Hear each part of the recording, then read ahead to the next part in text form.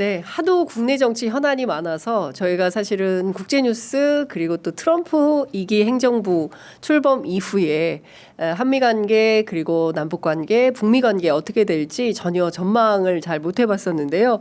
오늘은 대표적인 전문가 한 분 모시고 트럼프 2기 행정부 방향 좀 여쭤보도록 하겠습니다. 최광철 미주 민주참여 포럼 대표님 모셨습니다. 어서 오십시오. 반갑습니다. 네, 사실 제가 여러 다른 방송 대기실에서만 우리 대표님을 뵙고 정작 저희 스튜디오에는 오늘 처음 모셨습니다. 너무 영광입니다. 제가 영광입니다. 오늘 미국 다시 들어가신다고 들었어요. 저녁 비행기로. 오늘 저녁 비행기로 가시는데 들어가시기 직전에 그래도 취재 편의점은 오셨다 가시겠노라 하셔서 제가 어렵게 감사합니다. 아니 제가 감사합니다. 정말 너무 감사합니다.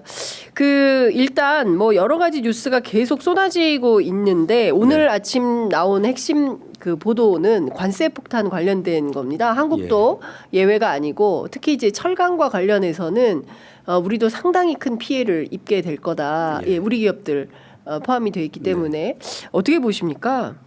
그렇습니다. 이제 철강과 알루미늄 같은 경우는 산업의 쌀이라고 하잖아요. 네. 뭐 자동차, 뭐 또 우리가 평소에 마시는 알루미늄 캔들, 그러니까 모든 식품의 기본 캔 재료가 다 핵심적인 그런 재료이기 때문에 이 부분은 굉장히 크게 다가오는데 일단은 근본적으로 트럼프 2기를 맞이해서 이제 세계는 그동안 바이든 행정부까지 추구했던 다자간 국제 협력 시대, 가치 위주의 동맹 시대에서 이제는 개별 양자 협의 시대, 그리고 국익을 철저히 위주로 한 국가 이익 추구 시대로 이제 바뀌어가는 것 같아요. 그런데 이게 트럼프 시대만으로 끝날 거냐 그렇게 보이지는 않고 미국 정치 지형은 현재 민주당이 굉장히 어려운 상황이에요. 미국의 민주당이 대선을 패배하면서 중심을 못 잡고 있고 또 현재 트럼프의 지지율도 평상시에 그 재선을 이룬 이전의 대통령들보다는 낮지만 트럼프 1기 때 지금 시점에서 한 41%의 지지율을 얻었는데 지금은 53%를 얻고 있어요. 트럼프가. 그거는 지금 국경 문제를 대하는 정책들 그리고 이 관세 부분들도 굉장히 지지를 하고 있다는 거예요. 그리고 일론 머스크가 펼치고 있는 정부 개혁 문제 이것도 민주당과 많은 정부 공무원들이 반발이 있지만 국민적인 지지를 받고 있다는 거예요. 그래서 이 부분은 쉽게 가질 부분은 아니다라고 생각이 들고요. 그렇지만은 이제 이게 우리가 또 이렇게 비관적으로만 볼 건 아니고 지금일수록 지금 보시면은 그러니까 모든 나라에게 예외 없이 관세 25%를 때렸는데 아주 좋은 또 예가 하나 나왔잖아요. 호주 같은 경우는 미국의 F-35기를 팔고 무기를 많이 샀기 때문에 호주하고는 관세를 제외할 거를 고려하고 있다라는 게 또 나와요. 그리고 나름대로 뭐 캐나다나 영국이나 EU나 또 멕시코 같은 경우는 강하게 반발도 하지만 반발해서 보복 관세를 하겠다는 게 아니라 협의를 하겠다는 그런 입장입니다. 그래서 분명히 제가 볼 때는 이 트럼프 대통령도 이 관세 부과 자체를 그 명분은 뭐로 삼았냐면 국가 안보와 국방의 결부가 되기 때문에 이거를 관세를 매겨서 국내에 철강과 알루미늄 공장을 세우겠다는 건데 그게 명분이지만 실질적으로는 이 깊이는 또 중국을 견제하는 데 있고 자국의 이제 산업들을 더욱 활성화하려는 그런 게 목표로 보여집니다. 어쨌든 이제 뭐 트럼프의 자국 우선주의 이것은 트럼프 1기 행정부 때도 있었던 노선인 거고 이것은 더 강화될 거고 중요한 것은 미국의 국민들이 이 트럼프의 노선을 지지하는 게 1기 때보다 2기 때 더 많이 늘었다는 것이고 그리고 중요한 것은 미국 민주당이 잘 힘을 못 쓰고 있다. 국민들로부터 인기가 없다. 이런 건데요. 그게 이제 이어지는 문제가 뭐냐면 이제 트럼프는 어쨌든 본인은 이제 자꾸 뉘앙스를 풍기죠. 내가 한 번 더 하고 싶다라는 뉘앙스를 풍깁니다. 그래서 공화당 의원이 뭐 법안도 발의하고 그랬지만 그거는 이제 불가능하고 그렇지만 차기 리더들이 또 중요하잖아요. 차기. 현재 민주당의 차기 대권 후보가 눈에 띄지 않는다는 게 문제가 있는 거예요. 그러면 이 정책을 이어받을 게 제이디 벤스가 40대 초반으로 아주 이 흑수저에서 리더가 된 사람인데 이분이 트럼프 대통령이 좀 대선 선거 과정에서 좀 실수했을 때 많은 커버를 하면서 트럼프 대통령을 백업하고 있고 네. 트럼프 대통령의 정책 자체들을 굉장히 옹호하는 네. 그 차기 리더로서 굉장히 떠오르는 분이 됐어요. 네. 그 지금 눈에 띄는 분들은 이제 차기 리더도 공화당층이 더 많다. 그리고 이런 것들이 예. 이제 아마 2년 안에 이제 결과로 나타날 텐데 예. 그래서 트럼프 대통령은 굉장히 스피드하게 해서 예. 트럼프 이제 에브리웨어. 예. 트럼프는 어느 곳에도 곳엔 있다. 다 있다. 굉장히 열심히 나이가 80에 가까운데 네. 그렇게 뛰어다니고 있기 때문에 그런 것들을 어쨌든 트럼프를 싫어하는 분들은 다 싫어하지만 네.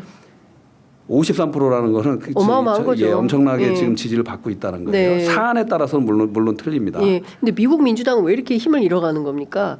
그리고 사실 예. 카말라 해리스가 뭘 많이 잘못했나요? 이제 지난 대선까지 평가하다 보면 시간이 좀 없긴 네. 하지만 일단은 카말라 해리스를 후보로 내세울 때 민주당은 사실 경선을 했었어야 해요. 그리고 이제 바이든 대통령을 그 당시에 낸시 펠로시라든가 오바마가 거의 끌어내리다시피 했거든요. 네. 그래서 퇴임하면서도 질 바이든 여사가 네. 아주 뭐 울분을 토해내잖아요. 내가 친구 관계 60년 네. 친구잖아요. 그 친구 관계에 대해서 정말 다시 한번 돌아보게 됐다는. 그래서 그런 과정에서 본인들의 이제 여러 가지 패착들이 있었고 네. 또 여러 가지 이제 미국에서 펼쳐지고 있는 문제점으로 일어났던 그 인플레이션 문제, 국경 문제 그런 문제들에 대한 해결 없이 후보 교체로서는 그게 힘들었던 거죠. 예. 그 사실 뭐 트럼프 뭐 이제 국제 뉴스에 대해서 많은 국민들이 특히 이제 네. 저희 국내 정치에 관심 있는 분들은 이후에 트럼프하고 남북 관계 또는 이제 북미 관계 어떻게 네. 될까? 예. 그리고 이제 한미 관계 어떻게 될까? 이제 여기에 포커스를 맞추고 있는데 네. 일단 지금 윤석열 대통령이 저 피고인 신분이고 네. 그래서 이미 이제 파면 결정이 되면 이후에 새로운 정부가 구성이 되면 네. 이제 그때부터 본격화될 걸로 보이는데 네. 혹시 좀 그 뭐 미래에 정부를 좀 준비하고 있는 진영에 좀 팁을 주신다면 네. 예, 트럼프를 좀 알고 대처를 해야 될 거 아니겠습니까? 예, 그렇습니다. 트럼프는 일단은 그 북미 관계를 위해서 취임하기 전부터 네. 일단은 한반도 전문가들 다 포진했어요. 내각을 임명한 게 알렉스 왕을 그 트럼프 일기부터 일했던 네. 실무자로서 지금 준비를 임명을 시켰고 차관보로 예. 그리고 리차드 그레넬이라는 예. 분을 또 북한 특권 대사로서 예. 임명을 하고요.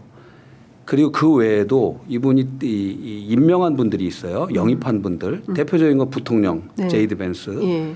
그리고 이번에 헤그세스 국방부 장관 예. 그리고 국무부 장관 그 마르코 루비오 예. 그리고 마이크 월츠 안보보좌관 이 사람들이 애초에는 사실 약간 네오콘적인 입장이 있었을 수 있었어요. 네. 미국은 민주당이든 공화당이든 예. 북한을 바라보는 눈들은 굉장히 하드라이너가 많았어요. 네. 강경했어요. 예. 그런데 임명된 이후에 이분들이 쏟아내는 그러니까 영입 인사들은 아예 영입 과정서부터 북한하고 협상한다고 해야 됐고 네. 네오콘적인 그리고 군사복합체의 이익을 깨야 된다라고 주장했던 분이 영입 인사고요. 예. 그게 제이드 벤스, 예. 로버트 주니어 케네디, 예. 그리고 요번에 이제 그 정보국장으로 국가정보국장 임명된 털시 가바드 같은 예. 사람들은 예. 아주 워싱턴의 네오콘에 대한 비판적이었고요. 트럼프도 마찬가지의 입장이었고. 네. 그런데 이제 그래서 바로 트럼프가 임명하는 게 실무자들을 바로 임명해 버려요. 그리고 벌써 임기 1월 20일 날 취임식 이후에 세 번에 걸쳐서 예. 김정은 위원장하고 회담을 하겠다고 의사를 표현하잖아요. 그렇죠. 최근에는 그 일본 이시바? 이시바 시게루인가요? 예. 그 총리하고 만났을 때도 북한 김정은하고 사이좋게 지내는 것이 일본한테도 좋을 거다라는 네. 얘기까지 하잖아요. 예. 물론 거기에 나중에 일본 수상이 그 비핵화를 합의하고 뭐 이렇게 넘어갔지만 사실 트럼프 워딩을 다 보시면 네. 트럼프는 거기보다는 북한과의 어떤 새로운 관계를 끌어내려고 하는 네. 부분이 강하고 지금 여기서 처음 공개하는지 모르겠는데 네. 제가 듣는 바에 의하면은 네. 이제 여러 가지를 파악하면 2년 내가 아니라 네. 왜 2년이 중요하냐면 예. 미국은 중간 선거가 예. 있어요. 대통령. 예. 거기에 대부분 그 정권 심판에 이 여론이 강하기 때문에 중간 선거에 집권당이 대패를 하는 경우가 많아요. 맞아요. 예. 그렇기 때문에 대개 2년 안에 뭔가를 추진해야 한다는데 지금 한반도 문제는 예. 3, 4월 안에도 뭔가를 끌어낼 수 있다라는 올해? 예, 3, 올 4월 3, 안에 4월 발표가 안에? 나올 것 같다. 그런데 아, 거기는 정말요? 연결되는 게 우크라이나하고도 연결이 돼 있다. 우크라이나하고요? 어떻게? 왜냐 지금 지금 북한 관세 때리면서 우크라이나 협상 바로 들어갔어요. 맞습니다. 예. 그리고 우리 한국에도 이제 여러 그 방송에서 보도가 흘러나오는 네. 것 같은데 북한군이 러시아의 커스크 지역 거기에 이 프론트 라인 전선에서 없어졌다. 예. 그래서 완전히 그 전선에서 밖에서 대기 중이다라는 보도들이 계속 나왔잖아요. 그러니까 지금 트럼프 대통령은 이미 대북 특사들 네. 그 팀들을 움직이면서 우크라이나하고 같이 패키지로 예. 그게 왜 그러냐면 그동안은 북한 이슈는 그냥 핵 이슈, 예. 비핵화의 이슈, 예. 또 고도화된 미사일의 이슈였는데 그래서 너무 제재 이게 좀 쉽게 생각했던 거예요. 그런데 북한을 너무 밀어붙이니까 러시아하고 사실 함께 네, 붙어서 그렇죠. 재래식포탄이 문제가 맞습니다. 됐잖아요. 예. 이거 핵과 미사일이 문제가 아니라 재래식포탄. 재래식포탄. 더군다나 군대까지 파견하는 예. 미국과 서방의 이익과 국익을 현저하게 저해하는 수 있다는 거죠. 예. 그래서 이 부분과 함께 북한군 철수와 함께 같이 이뤄내지 않겠냐라는 그런 것들, 패키지론이라고. 그러면 올 3, 4월 안에 발표될 내용이 네. 일종의 이제 우크라이나 전쟁 종식 뭐 그렇죠. 예과 함께 뭐 이를테면 핵동결 포함한 뭐 그렇게까지는 1차적으로는 못 가더라도요. 예. 그거는 어떤 결론을 3, 4월 그러니까 안에 이제 어떤 결론? 적어도 예.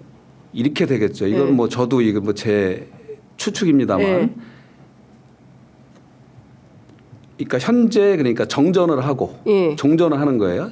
정전? 정전 내지 종전을 하겠죠. 예. 그 현재 한 우크라이나의 점령지 한 20% 정도 네. 그 동부 지역 도네스크하고 네. 뭐 돈바스 돈바스 이렇게 지역 있잖아요. 예. 예.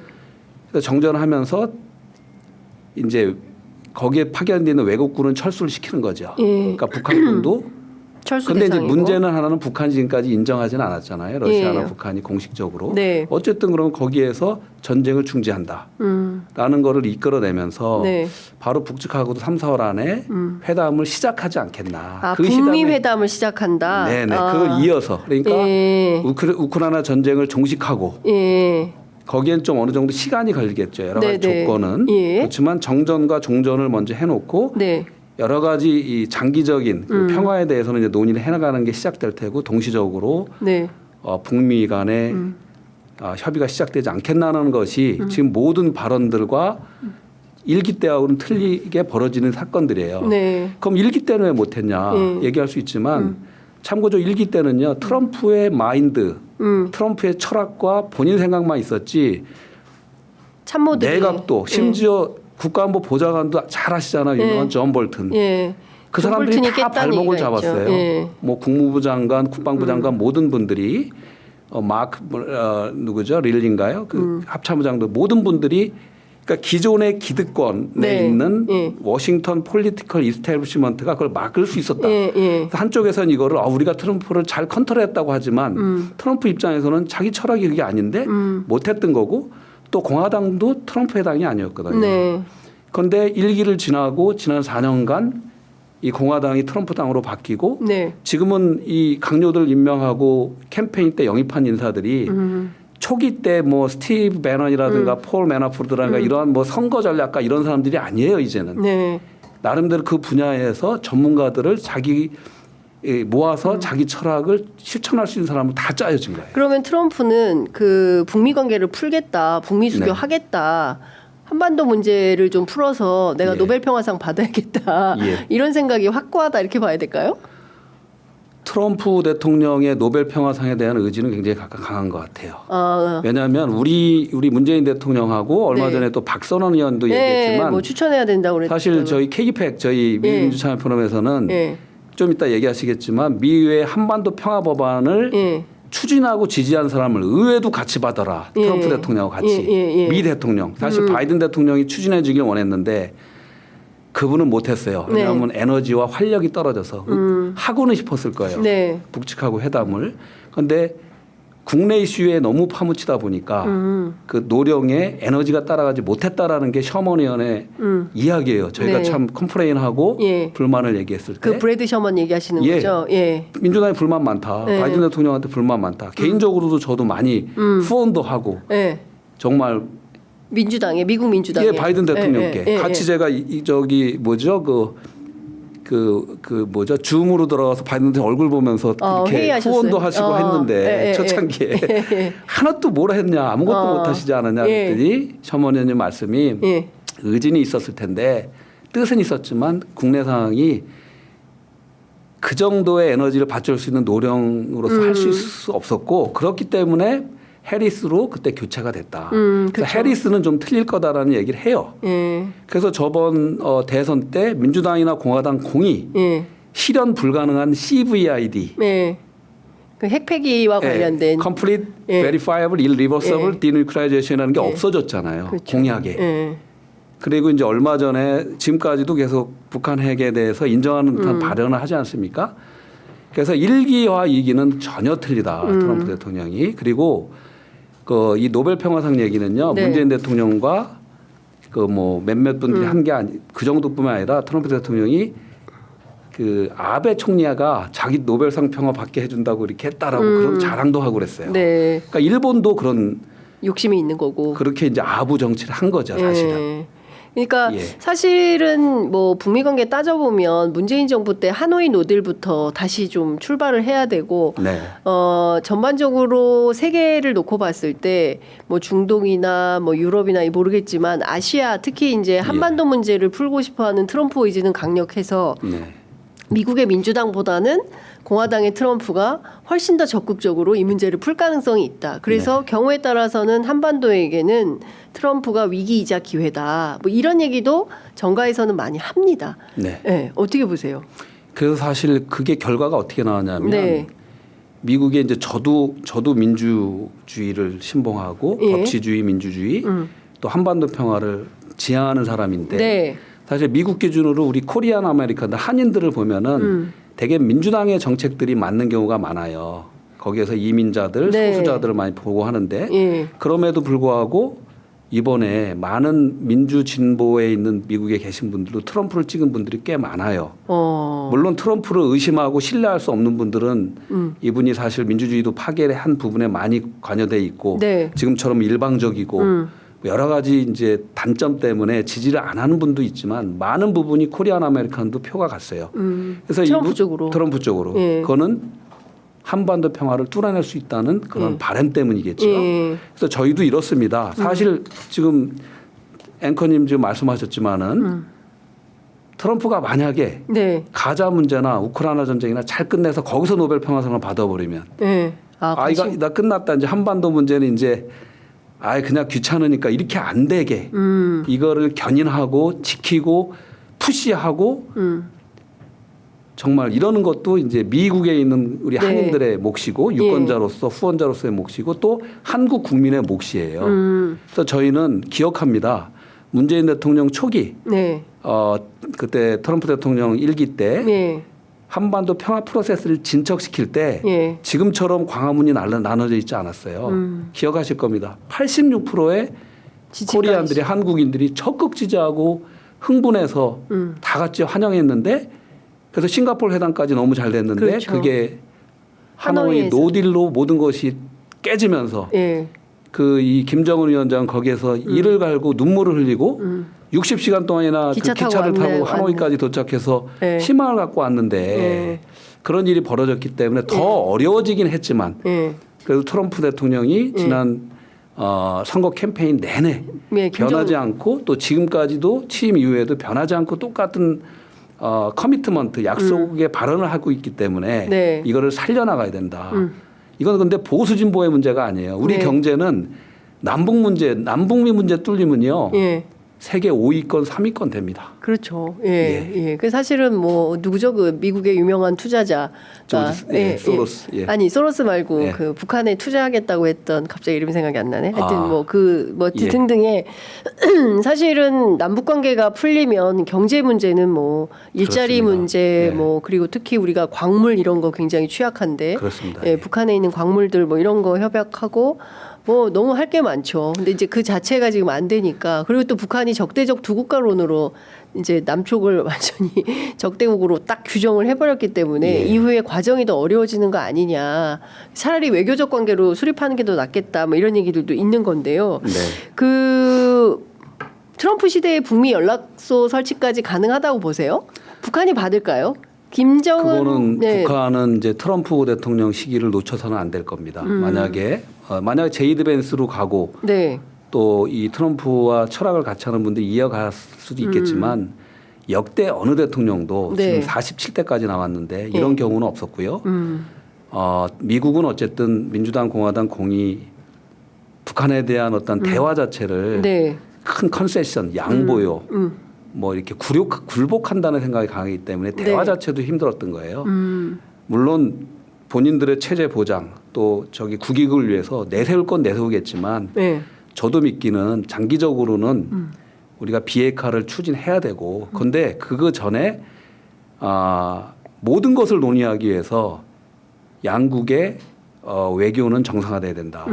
사실 91년에 남북이 그 유엔에 동시 가입하면서 네. 우리가 북한을 완전히 고립된 나라로 생각을 하지만 네.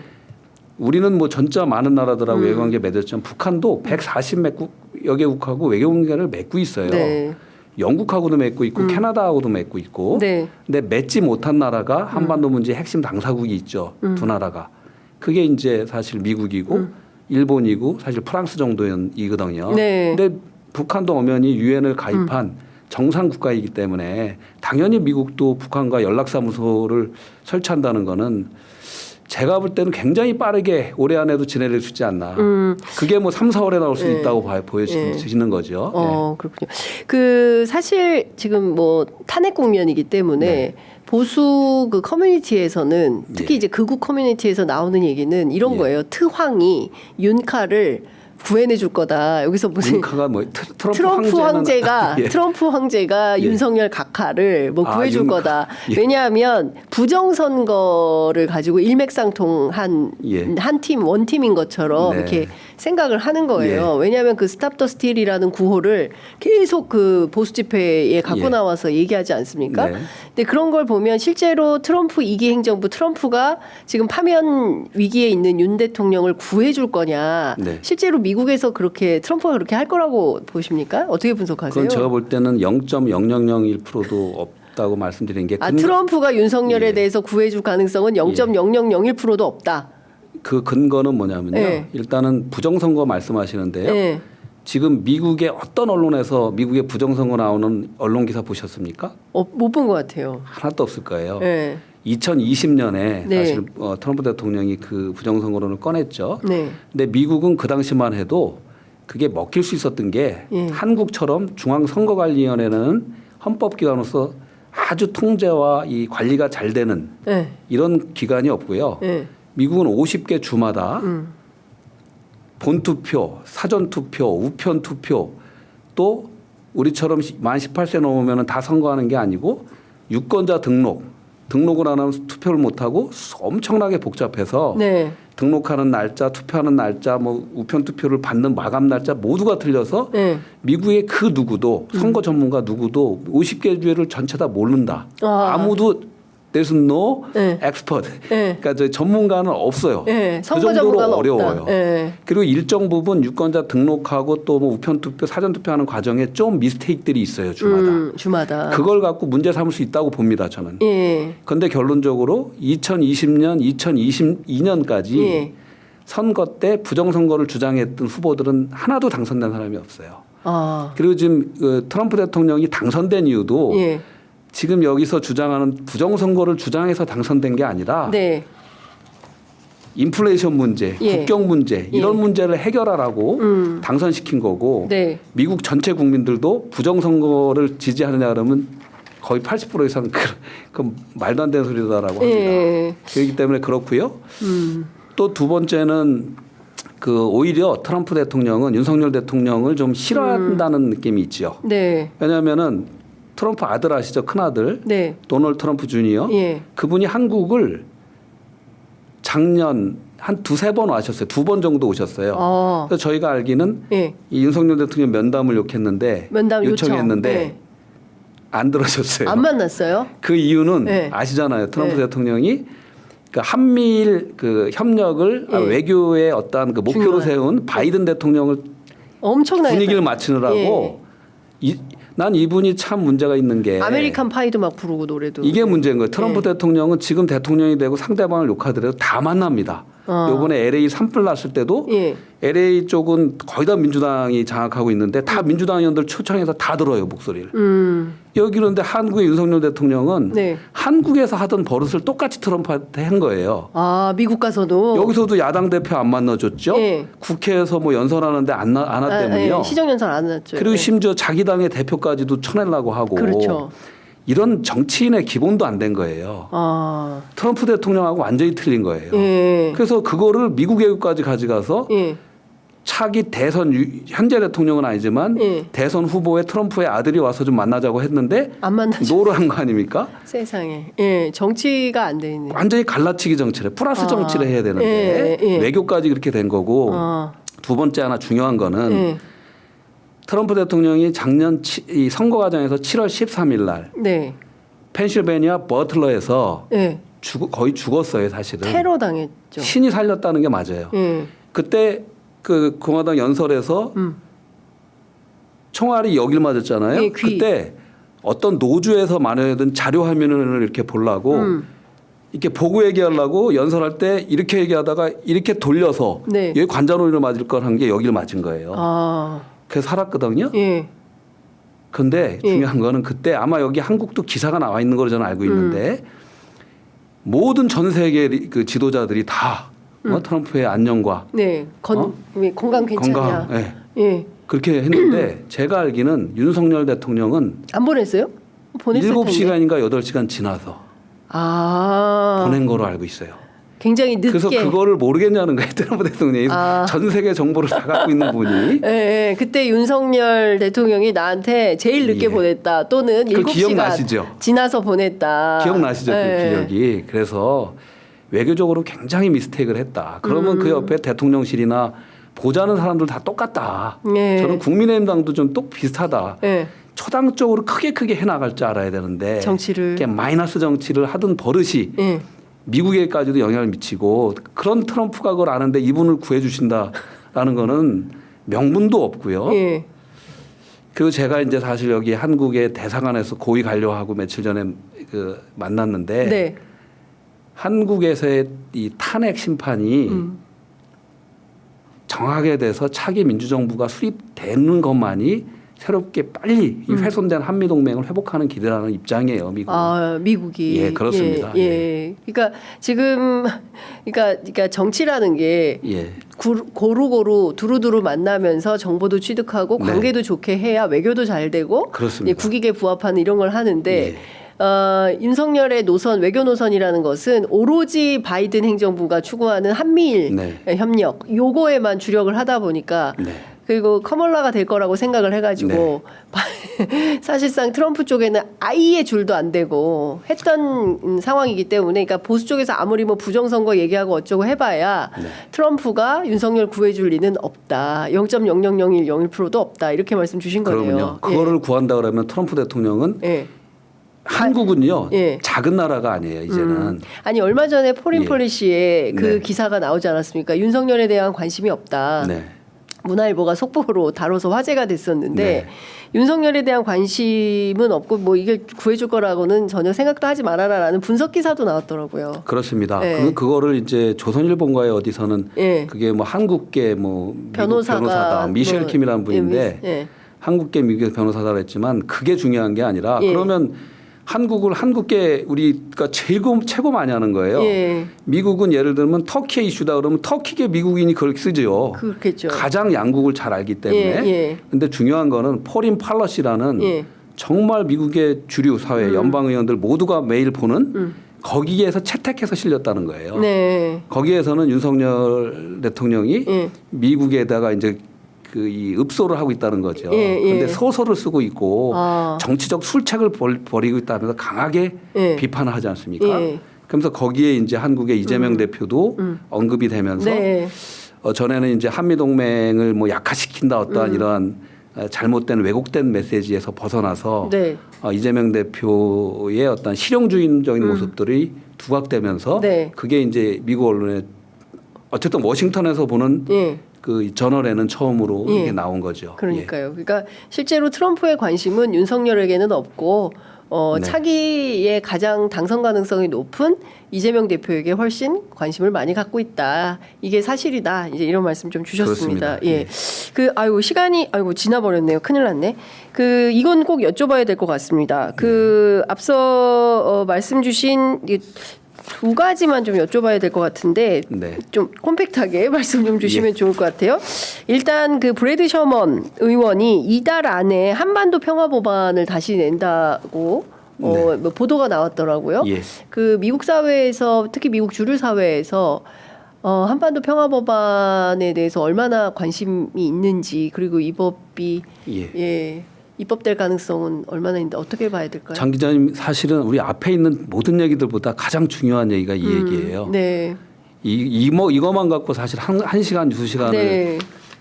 인터뷰를 하면 좋겠는데 네. 이 법안은요 한반도 문제의 근본적인 그 문제, 핵심 이슈를 담은. 그래서 모든 문제는 여기에 있는데 이제 더 이상 싸우지 말고 종전을 해야 된다. 그리고 평화 조약을 맺고 그리고 모든 이슈들을 상호 외교관계 수립 통해서 그러니까 평양 워싱턴 연락사무소를 설립해서 비핵화 문제, 이산가족의 문제, 인도주의적 지원의 문제, 미군 성안의 문제 수많은 것들을 상시 소통하자는 거예요. 그리고 북한을 자꾸 이렇게 놔뒀을 때 아까 얘기했듯이 러시아와 중국의 편에 서게 하는 것이 미국의 국익에 맞냐는 겁니다. 그러니까 이 법안은 북한을 이롭게 하는 북한에 양보하는 법안이 아니라 미국의 국익을 위해서 이렇게 하자는 거예요. 그 국익은 또 한국의 국익과도 맞다는 거고요. 그래서 이게 지난 117기 국회에서 나왔는데 그 당시에 46명의 연방의원이 사인했고요. 지난 회기 때 53명의 연방의원이 사인했고요. 공화당 4명이 사인했고 그중에서 3명은 트럼프 측근이에요. 그리고 이번 회기 때 이제 2월 말에 워싱턴에 제가 이제 오늘 돌아가자마자 또 워싱턴을 가는데 발의가 또 됩니다. 모든 발의 준비들이 다 되고 있어요. 지금 모든 것들이.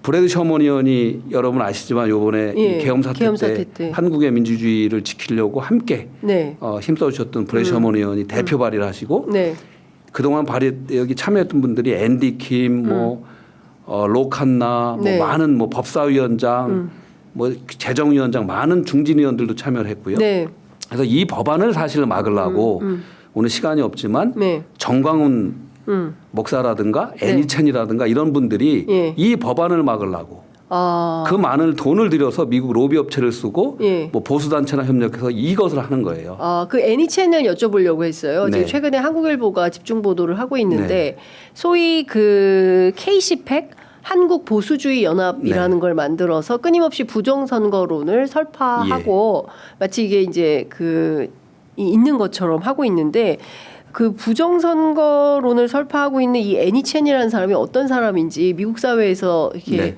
상당히 영향력이 있는 건지 제가 그 국정원장 지내신 박지원 의원께 여쭤봤더니 박지원이 모르면 잘 유명한 사람은 아니다. 이제 이런 말씀하시더라고요. 별로 주목할 만한 사람은 아니다. 언론이 띄울 필요 없다. 이렇게 얘기하십니다. 맞습니다. 같은 입장인데 어쨌든 참 짧게 말씀드리면 하와이에 계시고 홍콩계 이제 중국인하고 결혼해서 부동산 사업으로 돈을 많이 버신 것 같은데 전혀 저희들도 모르고요. 근데 하와이가 이제 이승만 대통령의 본거지 활동 근거였기 때문에 이 정권 들어서 하야하고 간대죠. 이 정권 관계자들이 그 하와이를 많이 왔어요. 사실 석동현 씨도 왔고 제가 알기로는 윤석열, 김건희도 온 걸로 알고 있고요. 그래요? 그래서 이게 아마 취재가 될 것 같긴 하지만 애니첸을 만난 겁니까? 그때 이제 만나서 김건희가? 2020년, 19년, 20년부터 활동을 시작한 거라고 보여지고요. 애니첸이 그때쯤에 또 이 종전선언과 미 의회 한반도 평화에 나오니까 이 법안을 막으려고 그 뉴욕의 타임스퀘어 광장에 돈을 엄청 들여서 반대 광고까지 낸 분이에요.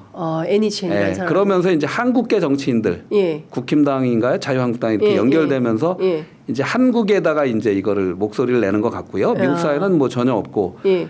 하나 안심하셔도 되는 거는 미국 연방의원들 이런 분들 절대 만나지 않습니다. 그러니까 이제 말씀이 KC팩이라고 네. 코리아 컨서버티브 팩이에요. 네. 그게 미국에 예. 보수 팩이 있어요. C팩. C팩. 예. 거기에 이제 거기도 세계적으로 확장을 하려고 하니까 네. 한국 지사도 내고 일본 지사도 내고 이스라엘 지사도 내고 하는 다 거예요. 냈더라고요. 국제 거기에 네트워크. 이제 가서 우리 지사하겠다고 해서 하는 뿐이지. 코리아 C팩을 해보겠다. 예. 그럼 KC팩의 목소리가 미국 연방의한테 든다 그거는 전혀 아니고요. 아하. 그런데 이분들이 돈으로 밀어붙이는 건 있죠. 예. 예, 이 돈이 다 어디서 났을까요? 개인 돈일까요? 처음에 알기는 뭐 NHN 금이 돈이 많아서 본인이 많이 쓰신 것 같고요. 예. 또 정광훈 목사 같은 경우는 미국의 프라임 컨설팅 그룹이라고 예. 거기에다가 1년에 8억 5천 정도 60만 불을 돈을 들여서 예. 이 한반도 평화법원을 막으라고 하고 있어요. 그래서 이 한반도 평화법원이 너무 중요하다. 이거를 저희 K팩의 많은 네. 이사님들, 회원님들이 우리는 풀뿌리 민주주의를 운동을 해요. 풀뿌리 평화운동. 네. 지난 8, 9년을 노력해서 예. 이 법안이 나온 거예요. 이거 예. 함부로 쓰러지는 게 아니에요. 돈의 힘으로 쓰러뜨릴 수 있는 게 아닙니다. 그렇군요. 그러니까 조선일보가 최근에 또 우리 대표님을 직접 겨냥해서 비판하고, 그러니까 사실 한국의 한반도의 항구적인 평화, 네. 그 다음에 이제 비핵화를 예. 위해서 해외에서 활동하시는 이제 수많은 분들을 향해서 또 공작을 해가지고 괴롭히려고 하는 건지는 모르겠습니다만. 그런데 조선일보 제가 그 특파원님을 아는데요. 아, 네. 다 이해하고요. 네. 오히려 또 그렇게 보도해줘서 예. 한반도 평화법원을 알려주셔서 저는 감사하다. 그런데 그분도 애국을 하려고 하고 조국을 위할 거예요. 예. 그럼 저랑 또 만나서 예. 워싱턴에서 만나서 예. 대화해 보셨으면 좋겠고요. 또 예. 이분도 작년에 우리가 5월에 워싱턴에서 코리아 피스 컨퍼런스 할 때 오셔서 취재도 잘 해주셨어요. 있는 그대로. 네네. 그래서 저는 젊으신 우리 특파원님들 다 존경하고 예. 또 어떨 땐 데스크의 입장도 있을 거고 그렇겠지만 그래도 우리가 대한민국을 사랑하지 않느냐. 네. 그래서 한반도 평화는 보수 진보의 문제가 아니다. 네. 지금 지금 이렇게 관세 때려 맞아서 어려울 때 예. 한반도 평화의 문제가 없고 분단의 문제가 없었으면 우리 예. 힘을 똘똘 합쳐서 예. 아주 슬기롭게 이걸 해결했을 텐데 네. 이런 계엄 사태 때문에 이것도 해결하지 못하고 있는 예. 이럴 때 예. 평화는 바로 우리 경제다. 그렇습니다. 말씀을 좀 드립니다. 예. 오늘 마지막 말씀이 정말 울림이 큽니다. 평화가 경제고 아마 많은 국민들이 바라는 길이 예. 그 길이 아닐까 싶습니다. 더 이상 불안하지 않고 안전하고 평화로운 한반도에서 항구적으로 저희가 잘 살 수 있도록 좋은 나라 만들어야 되지 않을까 싶습니다. 오늘 또 뭐 워싱턴으로 가셔서 조선일보 특파원을 만나시고 예. 예, 바쁘실 것 같습니다. 예. 오늘 저희 프로그램 함께해 주셔서 너무 감사드립니다. 또 네. 한국에 오시면 저희가 뵙고 말씀 듣도록 네, 하겠습니다. 알겠습니다. 고맙습니다. 네, 감사합니다.